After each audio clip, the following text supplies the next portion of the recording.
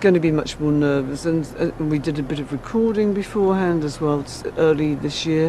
In 1977, Christine McVie lined up 30 sleeping pills in a Beverly Hills hotel room, ready to end her life. But then, a knock on the door. That moment saved her, but the pain never truly stopped. From a psychic mother who held séances to a marriage that broke her spirit, Christine's life was filled with heartbreak, music, and haunting loneliness. This is the tragedy Hollywood forgot. Christine Imperfect was born in 1943 in a quiet English village. Her father was a concert violinist, her mother a psychic medium who painted visions of her spirit guide, and her grandfather played the organ at Westminster Abbey. Music and mysticism surrounded her from birth. But as she grew up, the weight of perfection became suffocating. Expected to live up to her family's talent, Christine studied classical piano but found no joy in it, until she heard Fats Domino. That rhythm unlocked her soul. At 16, she dropped the classics for rock and roll, playing with small bands, and falling in love with the blues. By the late 1960s, Christine was fronting Chicken Shack and making her mark on the British blues scene. Her emotional voice made "I'd Rather Go Blind" a hit, but behind that success was betrayal. Her boyfriend and bandmate cheated, and Christine poured her heartbreak into the music. When she married Fleetwood Mac bassist John McVie in 1968, she thought she'd finally found peace.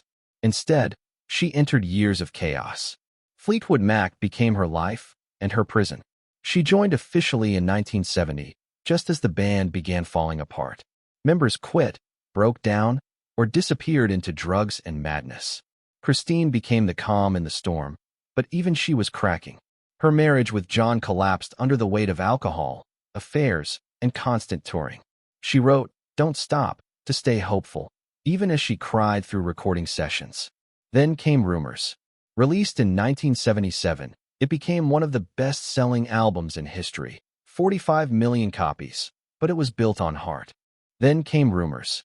Released in 1977, it became one of the best-selling albums in history, 45 million copies, but it was built on heartbreak, cocaine, and lies.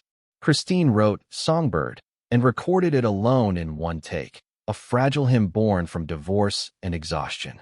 While fans heard beauty, she was breaking down behind closed doors.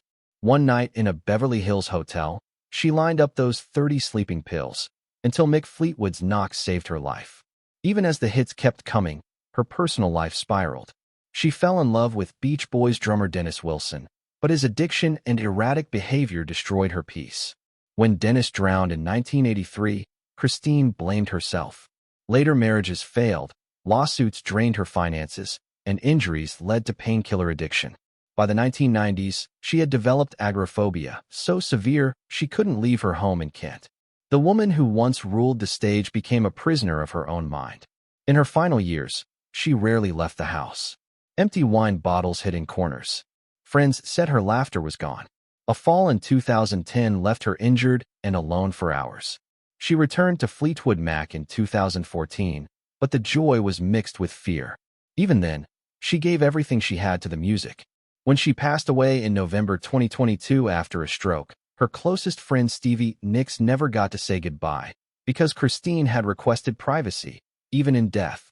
Later, her diaries revealed the truth. She never stopped feeling guilty for breaking the band, for lost love, and for denying fans a proper farewell. She left behind over 40 unpublished songs, including one titled The Other Side of Silver Shadow, a haunting echo of her mother's spirit paintings. Christine McVie's story is one of beauty, brilliance, and unbearable loneliness, proof that even the softest voices can carry the deepest pain. This is StarLoop News. Don't forget to like, share, and subscribe for more hidden Hollywood stories that deserve to be heard. And remember, behind every legend is a truth the spotlight never shows.